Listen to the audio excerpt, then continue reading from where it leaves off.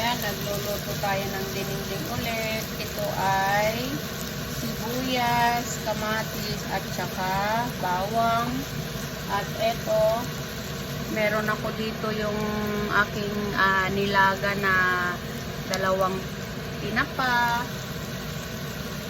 Ayan, at ating hihimayin.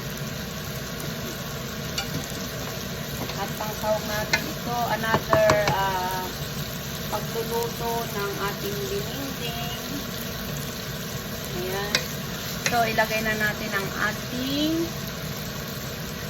ito, meron akong upo, ampalaya, okra. Ayan, sari-sari na dyan. At lalagyan pa natin ng ating malaking talong. So, gayatin natin ang ating talong. Ayan, ang ating dinding ngayon. Okay? Simple lang magluto. Talagang kung gusto mong mag-invento ng lulutuin, ay maka-invento ka. Ayan, masarap na yan. Ayan, nahulog.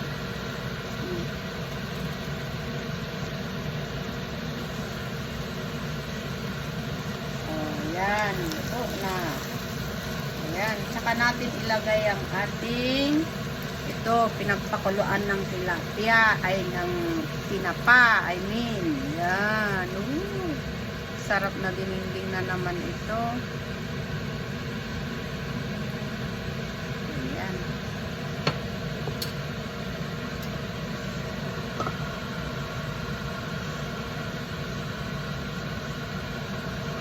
Ito na, malapit ng kumulo. Lagyan natin ng bagoong. Ayan. Ilagay na natin yung ating nahimay na tinapa. Ayan. Sarap na naman to.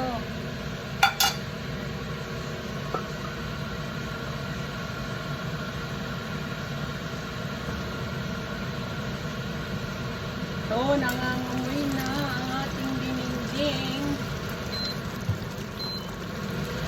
Ayan. Sarap na. Ayan. Hindi na padami ko ng sabaw.